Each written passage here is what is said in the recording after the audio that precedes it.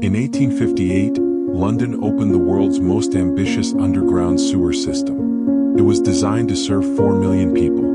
London's population at the time was 2 million. The network stretched 82 miles beneath the city, with tunnels wide enough to drive carriages through. Pump houses stood like cathedrals. Outfall points were engineered with redundancy that wouldn't be needed for decades.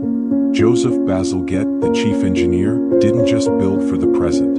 He built for a London that didn't exist yet. And he wasn't alone. Paris completed a similar system in 1878. Capacity 3 million. Population 1.8 million. Hamburg finished theirs in 1842. Capacity exceeded demand by 40%. Philadelphia's network, completed in 1881, could handle twice the city's waste output for the next 30 years. The pattern repeats across continents. This documentary examines historical infrastructure through the lens of a modern interpretation known as Tartaria, a framework some researchers use to explore architectural and engineering anomalies in 18th and 19th century urban development. We present multiple perspectives on this topic, including conventional historical explanations, and encourage viewers to approach the material critically and conduct their own research. The question isn't whether these systems were over-engineered. That's documented. The question is scale. Why did cities across Europe and North America suddenly build underground networks designed for populations that wouldn't arrive for 50 years? The conventional explanation centers on cholera. The outbreaks of 1832 and 1854 created panic. Governments responded with massive public works. Engineers, traumatized by disease, overprepared. They built big because they were afraid. But fear doesn't explain precision. London's sewers weren't just large. They were calibrated. Gradient calculations accounted for flow rates that assumed population densities of 1890, not 1858. The Thames embankment wasn't designed for contemporary river traffic. It was designed for industrial barge loads that wouldn't materialize until the turn of the century. The pump houses tell a different story. Abbey Mills Pumping Station, completed in 1868, featured 8 beam engines. Only 4 were installed initially. The foundation could support double the weight. The fuel storage was twice the necessary size. Maintenance access tunnels were built for equipment that didn't exist yet. Someone was planning ahead, or maintaining something that already required that scale. Paris offers a parallel. The Haussmann renovations, begun in 1853, replaced the medieval street grid. But beneath those streets, engineers built a network that mirrored nothing above it. The sewer tunnels didn't follow new roads. They followed older patterns, alignments that predated Haussmann by decades. In some sections, the tunnels were already there. Haussmann's engineers didn't excavate. They expanded. They connected. They standardized. Official records describe renovation and modernization. But the base infrastructure, the primary tunnels, the main junctions, the outfall routing, those were inherited. From what? The records don't say. They reference earlier systems without detail. Maps from 1780 show Paris with no documented sewer network. Maps from 1860 show a completed grid. The gap is 80 years. The narrative is nothing then everything. Hamburg's case is more direct. The 1842 Great Fire destroyed much of the old city. Reconstruction began immediately. Within 2 years, the new sewer system was operational. Not planned, not debated, operational. Engineers didn't design it from scratch. They restored it. City records describe the work as reinstatement and clearance. Clearance of what? Tunnel surveys from 1843 note pre-existing masonry and original brick courses. The system wasn't built after the fire. It was revealed by it. Engineers spent 2 years removing debris and reconnecting segments. The architecture beneath Hamburg was older than the city above it. Philadelphia follows the pattern. In 1881, the city completed a sewer network serving 850,000 people. Capacity, 2 million. The project took 4 years. But excavation reports describe unexpected vaulting and embedded drainage channels beneath older streets. Workers found tunnels that weren't on any map. Brick, stone, mortar compositions that didn't match 19th century standards. The city filed them under colonial infrastructure. But the colonies didn't build like that. Boston recorded similar findings. New York avoided discussing it. Chicago's records mention subterranean anomalies without elaboration. Every major American city that dug deep in the 1870s and 1880s encountered the same thing. Infrastructure that predated the city itself. The timeline compresses. Between 1840 and 1890, nearly every major city in Europe and North America completed sewer networks of nearly identical design. Not similar. Identical. Tunnel widths, gradient ratios, junction spacing, outfall engineering. The systems looked like they were designed by the same hand, or the same inheritance. Vienna's network, completed in 1862, matched London's specifications within 5%. The cities never coordinated. The engineers never met. Yet the tunnel dimensions, the brick courses, the pump house capacities, all aligned. Brussels, Copenhagen, and Berlin followed the same template. No international standards existed. No engineering consortium. No shared blueprints. Just pattern. The term Tartaria enters here not as a civilization but as a label. A way some researchers describe this pattern of inherited infrastructure. Systems that appear suddenly at scale across regions with no clear origin point. Whether that label fits the evidence is something we'll examine. But the evidence itself is architectural fact. These systems were larger than they needed to be. They appeared faster than they should have. And in many cases they were already there. The Erie Canal opened in 1825. It connected the Great Lakes to the Atlantic Ocean across 363 miles of New York wilderness. The official story says it took 8 years to build, but the capacity tells a different story. The canal was engineered to move 200,000 tons of cargo annually. In 1825, there weren't 200,000 tons of cargo to move. The Western territories were barely settled. Buffalo was a village. Chicago didn't exist yet. The canal's infrastructure, locks, aqueducts, reservoir systems, was built for an economy that wouldn't materialize until the 1850s. The engineers didn't guess. They knew. Lock dimensions were standardized before the first boat ever passed through. Uniform width, uniform depth, uniform lift capacity. No trial period, no adjustment phase. The system worked immediately because it was designed for traffic volumes 30 years in the future. Or it was designed to match something that already existed. The Erie wasn't alone. Between 1820 and 1850, America built 4,000 miles of canals. Britain built 2,000. France built 3,000. All within 3 decades. All at identical scale. All with capacity that exceeded contemporary demand by multiples. The Bridgewater Canal in England, completed in 1761, could handle industrial coal transport for Manchester's entire textile sector. Manchester didn't have a textile sector yet. The mills came later. The infrastructure came first. Railway networks followed the same pattern. Britain's rail system, largely completed by 1870, included 15,000 miles of track. Stations were built in towns with populations under 500. Goods yards were constructed for freight volumes that wouldn't exist until 1900. The London and North Western Railway built Euston Station with 15 platforms in 1838. London needed 4. The rest sat empty for decades. American railways were more extreme. The Transcontinental Railroad, completed in 1869, crossed territory with almost no population. There were no cities to connect, no industries to serve, no passengers to transport. Yet the engineering was complete. Track gauge standardized. Telegraph lines parallel. Water towers every 20 miles. Who was it for? The official answer, future settlers. But settlers don't need dual-track lines with passing loops. They don't need reinforced bridges rated for locomotive weights that wouldn't be manufactured until 1890. They don't need station platforms designed for passenger volumes of the 20th century. The infrastructure anticipated everything. Storage systems reveal the same mismatch.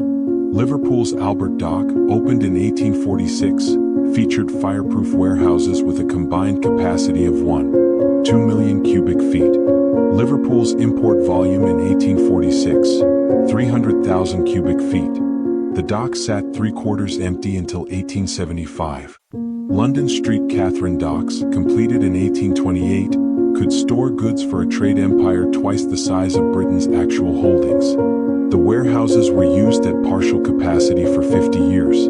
Engineers didn't miscalculate. They built to a template that assumed larger scale from the beginning. New York's harbor infrastructure followed the pattern. By 1880, the city had pier capacity for triple its shipping traffic. Warehouses lined the Hudson with storage for cargo that didn't arrive until the turn of the century. Brooklyn's Red Hook Terminal, finished in 1873, was designed for container loads and bulk freight systems that wouldn't be invented until the 1950s. The design was there first. Electric grids present the clearest case.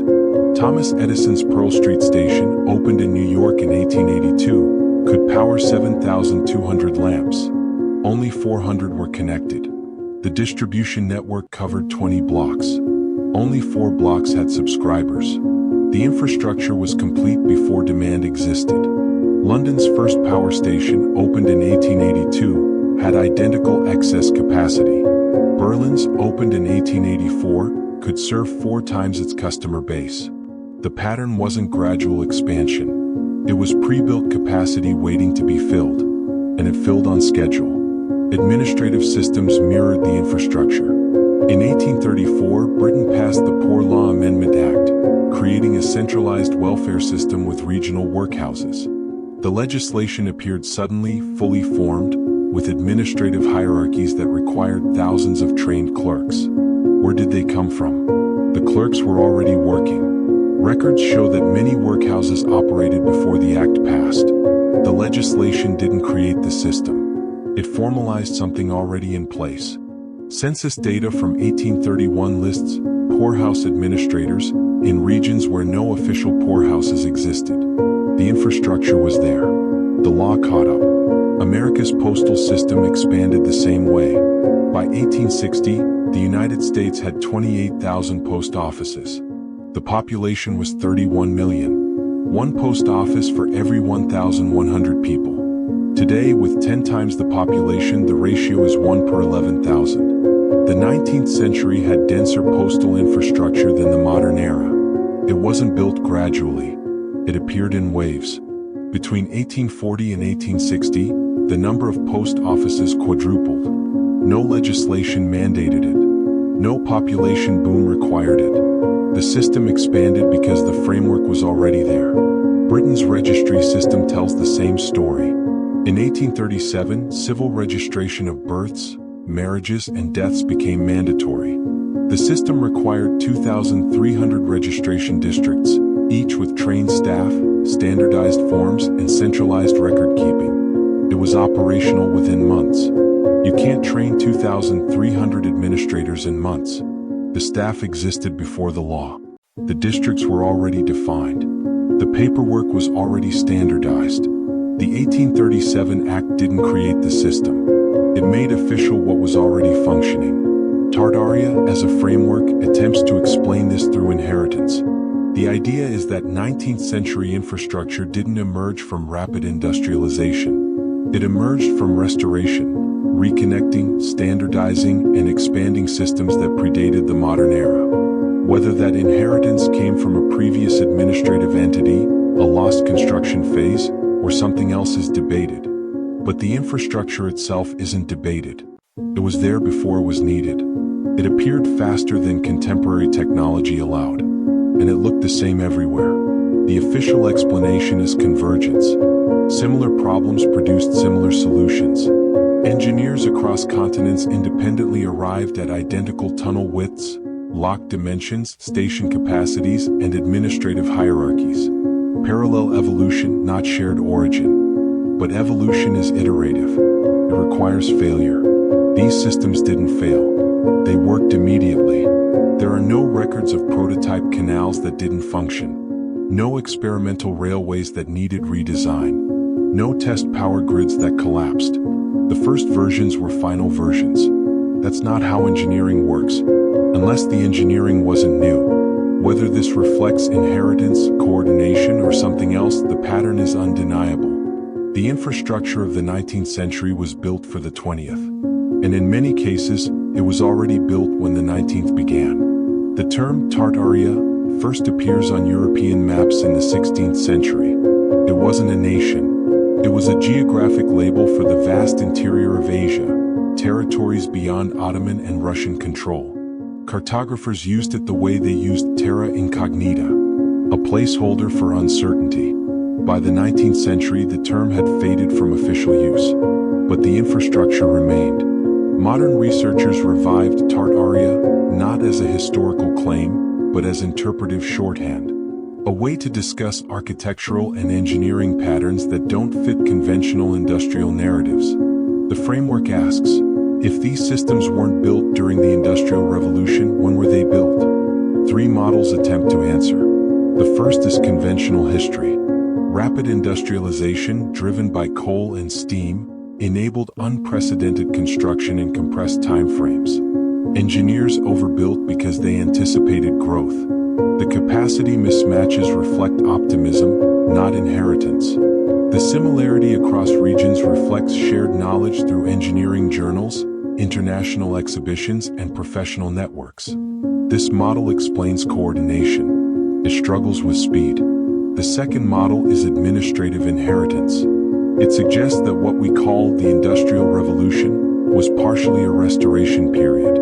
That 18th and 19th century governments were reconnecting and standardizing infrastructure from an earlier, less documented phase of development. This doesn't require a lost civilization. It requires only that record-keeping was inconsistent, that earlier construction phases were underdocumented, and that restoration was mislabeled as creation. This model explains speed. It struggles with silence. The third model is systemic reinterpretation. It proposes that Tartaria represents not a specific entity but a pattern of inheritance that spans multiple cultures and periods. That infrastructure we attribute to the 1800s may include elements from the 1700s, 1600s, or earlier, layered, modified, and rebranded under industrial-era governments. The capacity mismatches aren't planning errors. They're evidence of systems designed for different conditions. This model explains pattern. It struggles with proof. All 3 models acknowledge the same evidence. The difference is interpretation. And interpretation is where the story returns to 1816. That year, global temperatures dropped. Crops failed across Europe and North America. It became known as the year without a summer. Historians attribute it to the eruption of Mount Tambora in 1815. Ash in the atmosphere blocked sunlight. Famine followed. But infrastructure projects accelerated. The Erie Canal was approved in 1817, 1 year after the climate disruption. Britain's canal expansion intensified. France began its sewer modernization. Prussia launched administrative reforms. These weren't recovery projects. They were construction booms during a famine. The timing is difficult to explain through conventional economics. Governments don't invest in long-term infrastructure during immediate crises. They address food supply. They manage unrest. They stabilize currency. Unless the infrastructure was the priority. Some researchers interpret 1816 not as a beginning, but as a reset point. A moment when governments shifted focus from crisis management to systemic rebuilding. Whether that rebuilding was restoration or creation depends on what existed before. The evidence doesn't answer that. It only confirms the timeline. Tartaria, in this context, becomes a metaphor, not for a hidden empire but for a gap in the narrative. A placeholder for the question, what were they restoring? The infrastructure tells us they were restoring something. The overcapacity, the pre-existing tunnels, the administrative systems that appeared fully formed, these aren't signs of creation. They're signs of reconnection. But reconnection to what? Conventional history says, to earlier industrial efforts, lost in poor record-keeping. The inheritance model says, to pre-industrial systems, larger and more coordinated than we assume. The reinterpretation model says, to a development phase we've mislabeled or fragmented across multiple eras. The evidence supports all 3 and contradicts none. What remains is the architecture itself, the tunnels that were already there, the canals built for economies that didn't exist, the railways that connected nothing, the power grids that anticipated a future they had no reason to predict, and the fact that it all worked. These weren't experiments, they were restorations. Whether we call that restoration industrial coordination, administrative inheritance, or use the shorthand Tartaria, is interpretive. The physical evidence is the same. Sewers designed for double capacity, stations built for ghost populations, warehouses waiting for trade that hadn't started, administrative systems that appeared overnight. All of it functional, all of it standardized, all of it too fast. The 19th century wasn't just an age of construction, it was an age of reconnection. Cities across continents plugged into systems that looked like they'd been designed by the same hand. Maybe they were. Maybe they inherited the same template. Maybe the template was always there, beneath the streets, waiting. The evidence invites examination, not belief, not rejection, examination. Because whether Tartaria is a useful label or a historical distraction, the infrastructure remains. The tunnels are real. The capacity mismatches are documented. The speed is recorded. The pattern is undeniable. And the question stays open. What were they building for? Or what were they reconnecting to? The sewers don't answer. They only flow.